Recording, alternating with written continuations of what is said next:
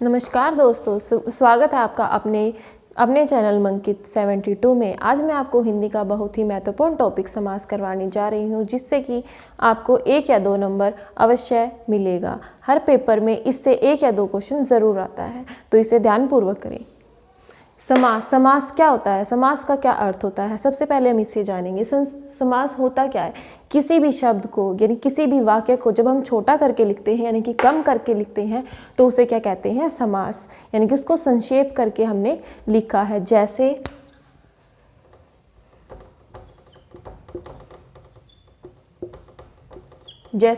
राजपुत्र, ये क्या है? हमारा समास। जब हम इसका विग्रह करेंगे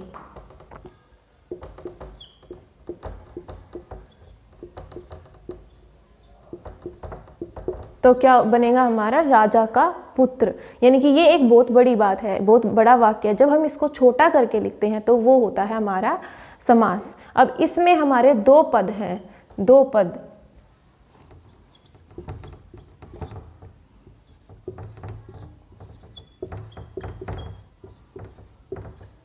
एक पूर्व पद और एक उत्तर पद। अब आप सोचेंगे ये पद क्या होते हैं? एक ही शब्द में जब दो शब्द छोटे छोटे शब्द मिले हुए होते हैं तो पहले वाले शब्द को पूर्व पद और पीछे वाले शब्द को उत्तर पद कहते हैं। यही हमारा समास होता है।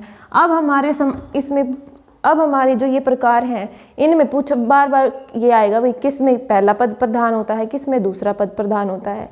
चलो अब हम जानते हैं कि इनके प्रकार कितने होते हैं। इनके प्रकार, समास के 6 प्रकार होते हैं। पहले 4 प्रकार होते थे, लेकिन अब इसमें जो हमारा कर्मधारय समास है और जो हमारा द्विगु समास है, पहले इन 2 समासों को तत्पुरुष समास में शामिल किया गया था, लेकिन अब इनको अलग कर दिया गया है। तो चलो जानते हैं अब एक एक करके कि इनकी पहचान हम कैसे कर सकते हैं।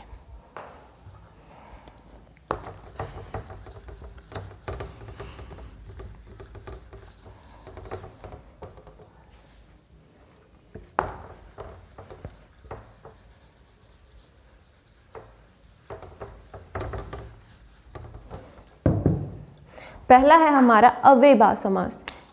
इसमें हमारा सबसे महत्वपूर्ण बात है कि इसमें हमारा प्रथम पद जो होता है वो प्रधान होता है।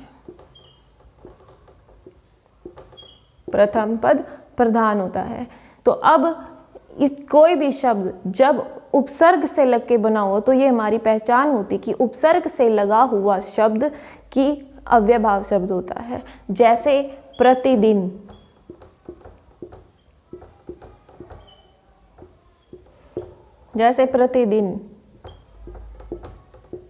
बेवफा। तो इसमें प्रति लग गया ना, ये हमारा क्या है? उपसर्ग। और इसमें बे लग गया तो ये क्या है? हमारा उपसर्ग। तो इन उपसर्ग की पहचान से हमें ये पता चलता है कि ये हमारा अव्ययीभाव समास है। अब इसका प्रथम एक पहला रूल तो ये है, और एक दूसरा रूल ये है कि कोई भी शब्द, किसी भी शब्द की जब पुनरावृत्ति होती है, जैसे कि रातों रात, यानी कि ये जो शब्द है ये 2 बार आ रहा है ना, रातों रात, धीरे धीरे, तो इससे हमें क्या पता चल रहा है कि इस किसी भी शब्द की पुनरावृत्ति होने पर अव्ययीभाव समास होता है। ये था हमारा पहले समास का कि हम उसको कैसे पहचानेंगे। अब हमारा दूसरा समास, द्वंद्व समास। जिसके दोनों ही पद प्रधान होते हैं और दोनों एक दूसरे के विपरीत होते हैं। दोनों एक दूसरे के विपरीत होती हैं। जैसे राधा और कृष्ण, नर और नारी। जब हम इसकी विभक्ति करेंगे तो एक तो हमारी पहचान है कि हमें ये साइन मिला होगा। अगर ये साइन नहीं मिले, ये विभक्ति साइन हमें नहीं मिले, तो हम इसको तोड़ कर देखेंगे तो हमें इसमें इसमें भी इसका विग्रह करने पर और आएगा। जैसे राधा और कृष्ण, नर और नारी। तो ये था हमारा द्वंद्व समास।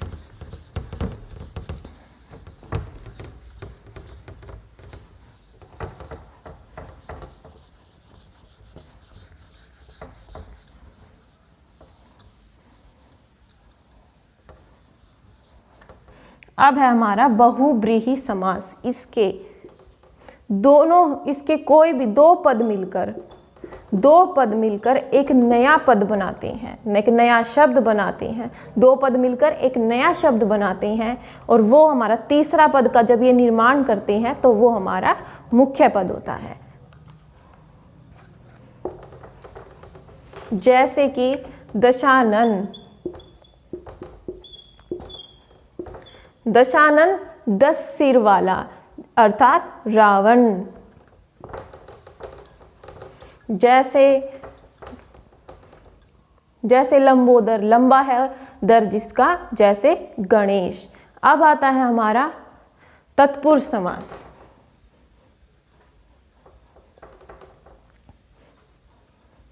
तत्पुरुष समास, पहले इन तत्पुरुष समास में कर्मधारय समास और द्विगु समास को शामिल किया गया था, लेकिन अब साहित्यकारों या विद्वानों ने अब इसको अलग करके इन दोनों को अलग अलग प्रकार बना दिया है। तो अब तत्पुरुष समास की हमारी क्या पहचान होती है कि इसमें विभक्ति करने पर, जब हम इसकी विभक्ति करते हैं तो हमें कोई कारक मिलते हैं। जैसे कर्ता ने कर्म को विभक्ति करेंगे हम तो हमें ऐसे पता चलेगा। और इसका उत्तर पद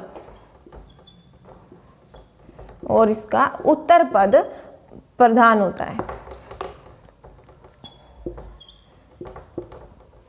जैसे कि राजपुत्र,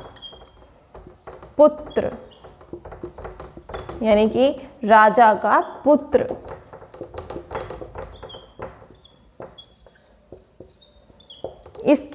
इसकी पहचान करने के लिए हमें कारक अच्छे से आने चाहिए। तो सबसे पहले जैसे कर्ता ने कर्म को, ये तो सब आप जानते ही होंगे कि कारक क्या होते हैं।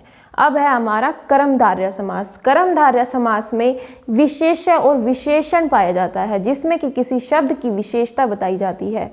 जैसे कि महान आत्मा, महात्मा का जब हम विग्रह करेंगे तो क्या बनेगा हमारा महात्मा, यानी कि महान है जो आत्मा, महान है जो आत्मा।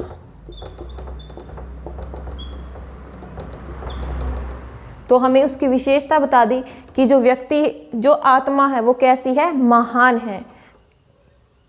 तो इसकी कर्मधारय की पहचान, कर्मधारय समास की पहचान यही होती है कि इसमें हमें किसी भी शब्द की विशेषता बताई गई होती है। जैसे नीलकंठ, नीला है कंठ जिसका। अब है हमारा लास्ट वन द्विगु समास।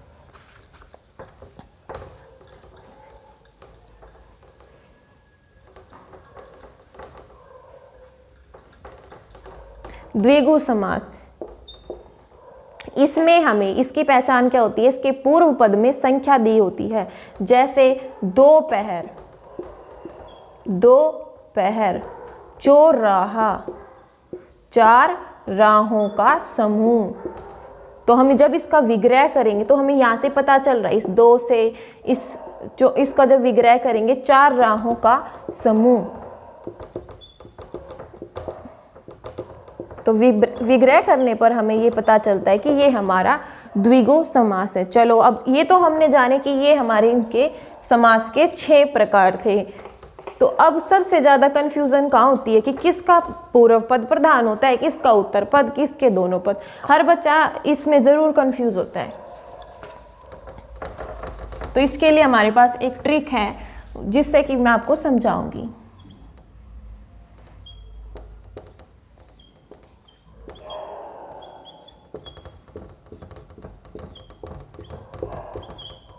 अब ये देखिए, यहाँ से हमारा द्विगु समास, द्वंद्व समास, ये है हमारा द्विगु समास, ये है हमारा द्वंद्व समास, ये है हमारा अव्ययभाव समास,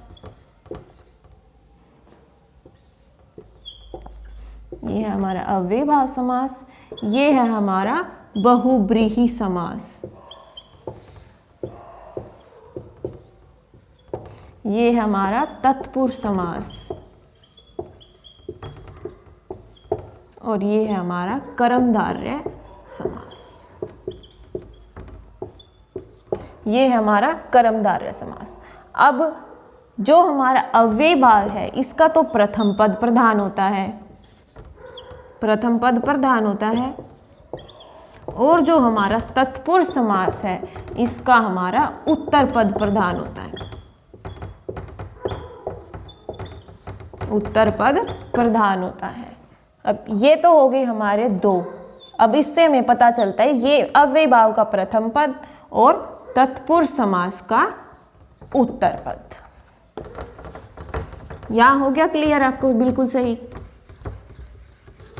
अब हम करते हैं जहां, अब ये देखो बहुव्रीहि, इसमें बै और बै दो मिल रहे हैं, तो ये दोनों ही मिलकर तीसरे पद का प्रदान कर, तीसरे शब्द को जो बनाते हैं वो हमारा प्रधान होता है। तो इसमें दोनों ही पद प्रधान नहीं होते, दोनों पद प्रधान नहीं होते।